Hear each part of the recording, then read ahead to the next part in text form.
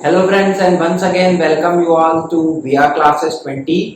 आज की जो क्लास होगी वह प्रीलिम्स के क्लास की सीरीज की हुई और आज हम जो ज्योग्राफी में पढ़ने वाले हैं वह है फिजिकल डिविजन्स ऑफ इंडिया।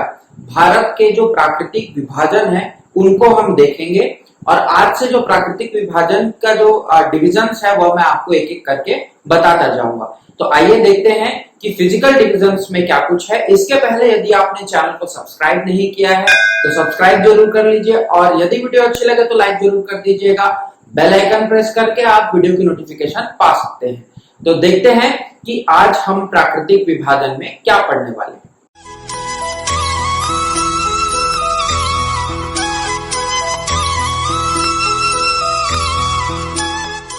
सबसे पहले यदि हम बात करें तो भारत का जो प्राकृतिक विभाजन है उनको हम 5 भागों में बांट सकते हैं। कुछ इस तरह से बांट सकते हैं। सबसे पहला जो भाग है वह होता है द हिमालयास।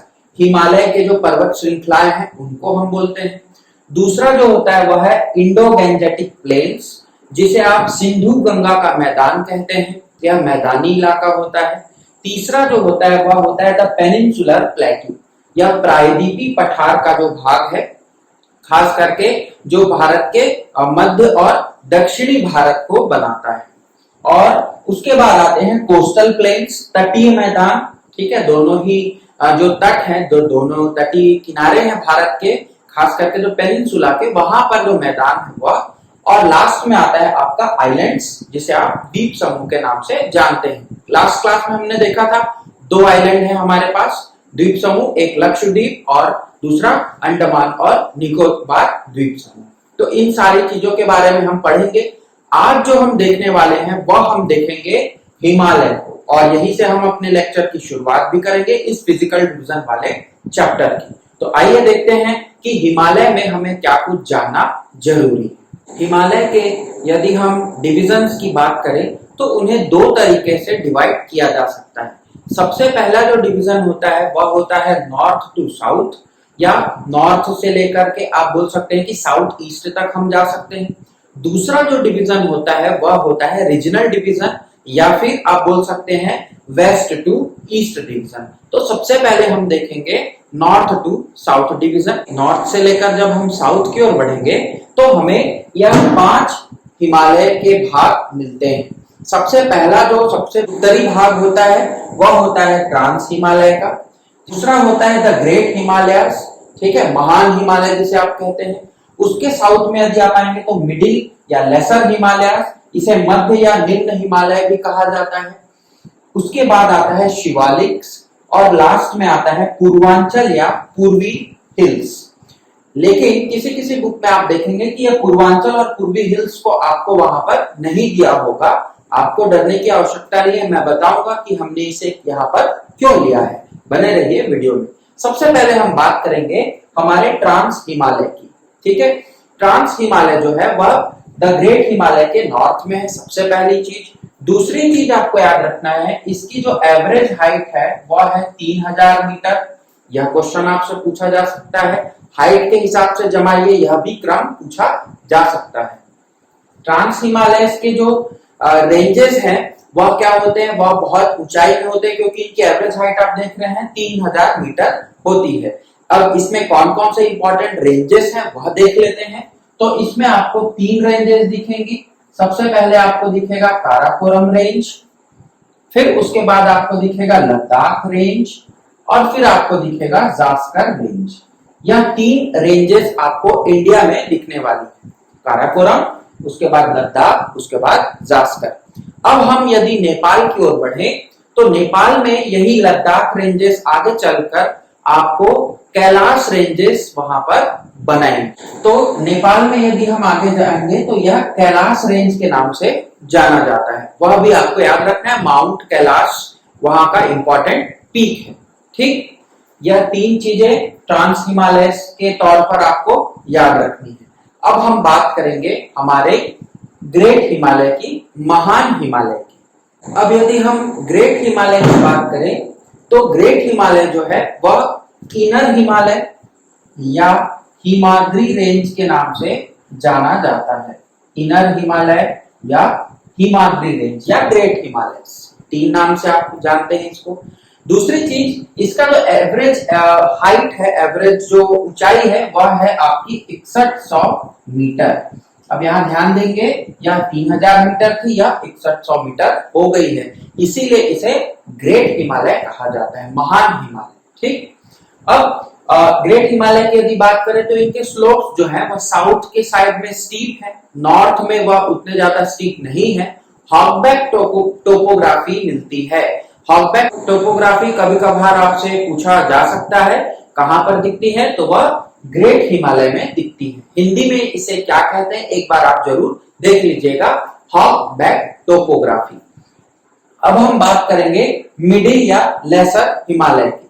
तो मध्य या निम्न हिमालय बहुत इंपॉर्टेंट हिमालय है। यहां पर आपको नंबर ऑफ रेंजेस मिलेंगे, क्योंकि जो ग्रेट हिमालय है वह नंगा पर्वत जो आपका नॉर्थ वेस्टर्न साइड में है वहां से एक बैंड लेता है और वहां से वह क्या हो जाता है, वहां से वह परिवर्तित होकर मिडिल या लेसर हिमालय को फॉर्म करता है। नॉर्थ वेस्टर्न साइड में यदि हम बात करें तो यहाँ आपको नंगा पर्वत दिखेगा, और इसके बाद यदि हम आप अरुणाचल प्रदेश जाएंगे तो वहां आपको नामचा बारवा पीक मिलेगा। इन दोनों पर ही क्या होती है, बैंड ले लेती है हिमालय, ठीक है, सिंटेक्सियल बैंड इसको आप कहते हैं, और यहां से फिर आपको लेसर हिमालय का की जो श्रृंखलाएं हैं वह प्रारंभ हो जाती है। तो आइए देखते हैं कि लेसर हिमालय में आपको कौन कौन सी रेंजेस दिखने वाली है। यदि हम मिडिल या लेसर हिमालय की बात करें तो उनके जो एक और नाम आपको याद रखना है वह है हिमाचल रेंजेस, या हिमाचल के नाम से भी इन्हें जाना जाता है। अब इनके एवरेज हाइट की बात करें तो एवरेज हाइट जो होगा वह होगा 3500 मीटर से लेकर के 4500 मीटर की एवरेज हाइट यहाँ मिलती है। दूसरी चीज कि यहाँ पर जो इंपॉर्टेंट रेंजेस पाए जाते हैं वहां से आपका जो विविधताएं है हिमालय की वह प्रारंभ होने लग जाती है। तो यहाँ आपको मुख्यतः 4 रेंजेस देखने को मिलेंगे। सबसे पहला जो रेंज है वह है पीर पंजाल रेंज। दूसरा जो रेंज है वह है आपका धौलाधार रेंज।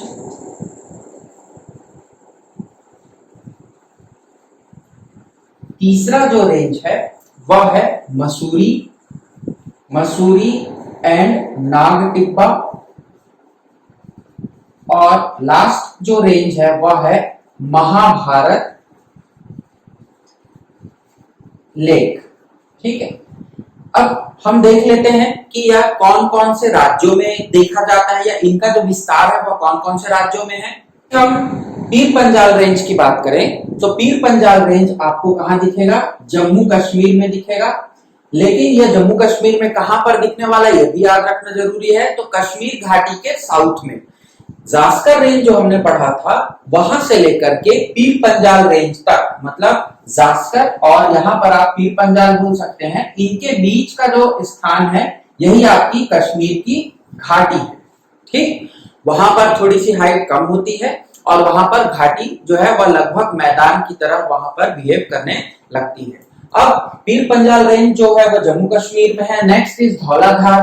धौलाधार जो रेंज है वह आपका आएगा हिमाचल प्रदेश में। क्लियर। फिर आएगा आपका मसूरी और नागटिब्बा, ये चला जाएगा उत्तराखंड में। आप सभी को पता है जो यूपीएससी दिलाते हैं वह तो मसूरी जाते ही, लबासना का नाम आपने सुना ही होगा, वहां पर उनकी ट्रेनिंग एकेडमी स्थापित की गई है। ठीक, और लास्ट में जो हमने महाभारत और लेख जो नाम दिया है यह ऑफकोर्स इंडिया में नहीं है, नेपाल में यह है, और इसे ही आप नेपाल हिमालय के नाम से भी जानते हैं। ठीक है, तो यह 4 रेंजेस थे जो कि आपके लेसर हिमालय या फिर हिमाचल में होते हैं।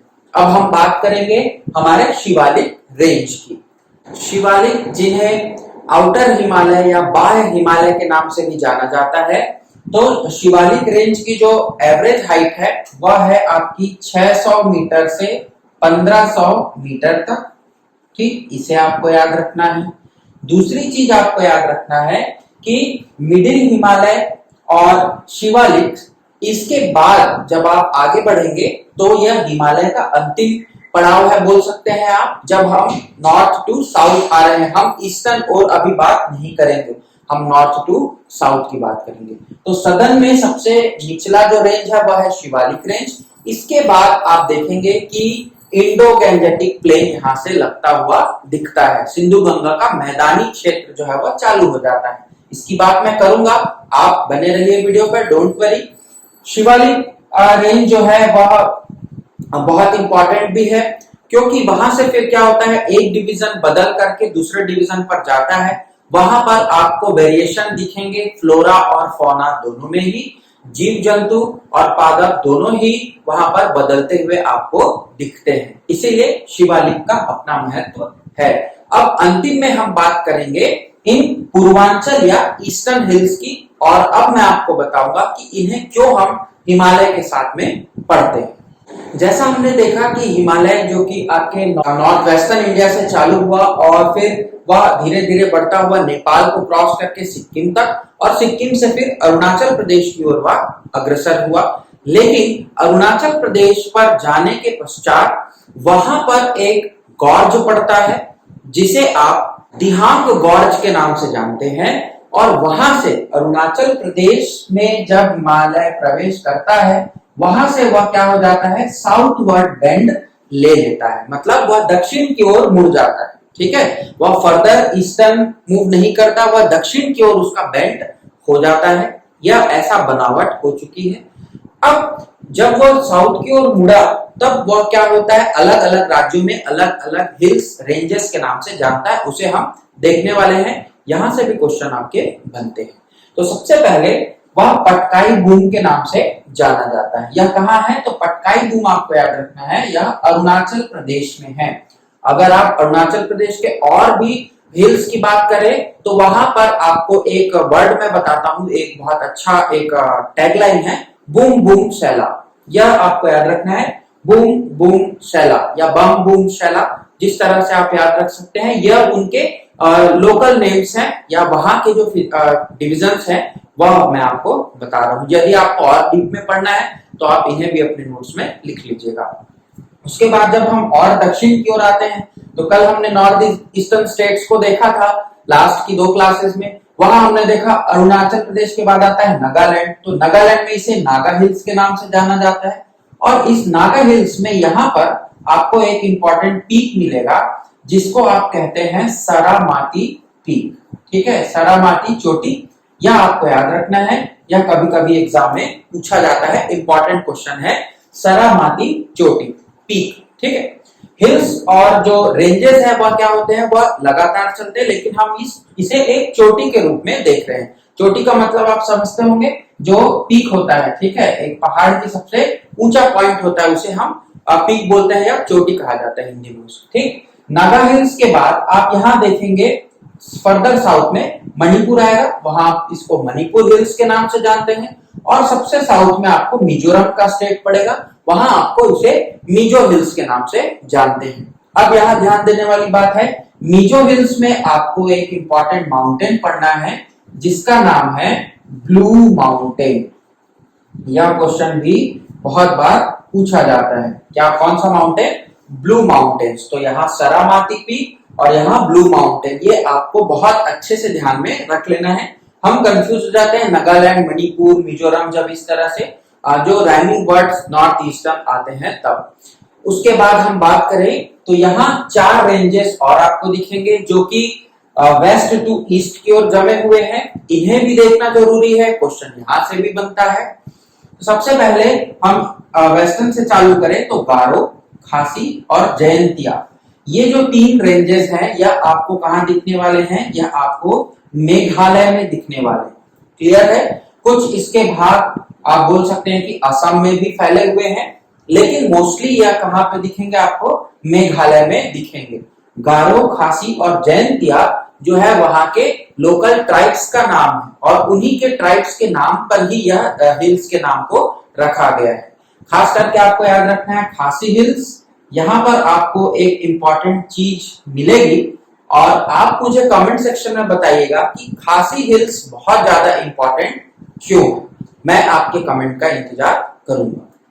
बात करें उसके आगे तो यहाँ पर एक आप बोल सकते हैं क्रॉस होता हुआ आपको दिखेगा, और उसके बाद इन हिल्स को क्या बराइल रेंजेस के नाम से जाना जाता है। ये सारे नाम आप याद रखिए। देखिए फ्रेंड्स, नाम जरूर पूछा जाता है, चाहे आपका स्टेट एग्जाम हो, चाहे यूपीएससी हो या एसएससी, कोई सा भी एग्जाम हो, आपको इन्हीं नाम से ही क्वेश्चन पूछे जाएंगे। आपको पूछा जाएगा बराइल रेंजेस कहाँ है, महाभारत रेंजेस कहाँ है, इस टाइप के क्वेश्चन आपको बनते हैं। तो ये था आपका पूर्वांचल हिल्स या ईस्टर्न हिल्स इसे आप कहते हैं। उसके बाद यदि हम आगे इसके बात करें हिमालय की, तो हिमालय जो है वह म्यांमार में अब प्रवेश करता है, और म्यांमार में प्रवेश करने के बाद वह क्या करता है, उसके बाद ही वहां तक भी वह उसका एक्सटेंशन देखा जाता है। ठीक है, तो वहां अगर आपको और पढ़ना है, आप वर्ल्ड ज्योग्राफी पढ़ने वाले, वहां मैं आपको इसके बारे में बता दूंगा। अब हम बात करेंगे हिमालय के पश्चिम से लेकर पूर्वी जो डिवीजन है, विभाजन है उसकी। रीजनल नेम्स, या आप बोल सकते हैं कि ऐसे जो विभाजन जो कुछ रीजन बेस्ड हैं, वह हम देखने वाले हैं। सबसे पहले आपको याद रखना है इन 5 नदियों के नाम। वैसे तो मैं आपको नदियां बाद में पढ़ाने वाला हूं, लेकिन जब हम हिमालय को पढ़ते हैं और उसके डिवीजन को, तो ये 5 नदियां वहां बहुत इंपॉर्टेंट रोल प्ले करती हैं। सबसे पहले आपको याद रखना है सिंधु नदी का नाम, आप हिस्ट्री में पढ़ते हैं, ज्योग्राफी में पढ़ते हैं। देन सतलज, सतलज नदी आपको पता है। देन काली, देन तीस्ता और ब्रह्मपुत्र। अब इन्हीं नदियों के बीच में इनके नामों को अलग अलग हिमालय के नाम से जाना जाता है। बात करेंगे सबसे पहले तो सिंधु और सतलज के बीच इन्हें पंजाब हिमालय के नाम से जाना जाता है। पंजाब हिमालय, सिंधु और सतलज के बीच। सतलज और काली नदी के बीच इन्हें कुमाऊं हिमालय के नाम से जाना जाता है। कुमाऊं हिमालय, ठीक है। हिंदी मीडियम वाले आप नोट कर लीजिएगा, हिंदी में भी कुमाऊं ही बोलते हैं उसे, इंग्लिश में भी कुमाऊं ही बोलते हैं। ठीक है, मैं नदियों के नाम हिंदी इंग्लिश दोनों में लिख दिया हूं। काली नदी और तीस्ता नदी के बीच में इसे नेपाल हिमालय के नाम से जाना जाता है। नेपाल हिमालय। और तीस्ता और ब्रह्मपुत्र के बीच इसे असम हिमालय के नाम से जाना जाता है। तो ये था इनका रीजनल डिवीजन, जो कि नदियों के बीच बहने वाले जो नदियां हैं इनके बीच, उनके खास करके बाउंड्री बना करके किया गया है। पंजाब हिमालय, कुमाऊं हिमालय, नेपाल हिमालय, असम हिमालय। यह सीक्वेंस भी कभी कभी आपको पूछता है, या फिर यह पूछ सकता है कि कौन सा हिमालय किन 2 नदियों के बीच में बसा हुआ है। तो यह था आज का हमारा हिमालय। यदि आपको हिमालय की और कुछ जानकारी चाहिए तो आप मुझे कमेंट सेक्शन में जरूर कमेंट करिएगा, मैं वहां आपके आंसर्स को दूंगा। इसका एक और तरीका है, आप हमारे टेलीग्राम ग्रुप से जुड़ सकते हैं, VR क्लासेस 20, लिंक जो है वो डिस्क्रिप्शन बॉक्स में है। वहां आप अपने और सवालों को पोस्ट कर सकते हैं, कुछ क्वेश्चंस है वहां आप दे सकते हैं। तो आज हमने देखा कि भारत का जो मुकुट, भारत का जो पहरेदार, और जो हमारे सबसे ऊंचे जो शिखर हैं उनकी हमने बात की, और हिमालय को हमने देखा। तो अगली कक्षा में, अगले लेक्चर में हम देखने वाले हैं सिंधु गंगा के मैदान को और उनके विस्तार को, उनके विभिन्न भागों को जो उनको नाम से जाना जाता है। आज की इस क्लास में इतना ही। आई होप कि आपको वीडियो अच्छी लगी होगी। चैनल पर नए हैं तो सब्सक्राइब कर दीजिएगा और वीडियो को लाइक जरूर कर दीजिएगा। CGPSC की पूर्ण तैयारी के लिए हमारे चैनल से जुड़े रहिए। Thank you very much.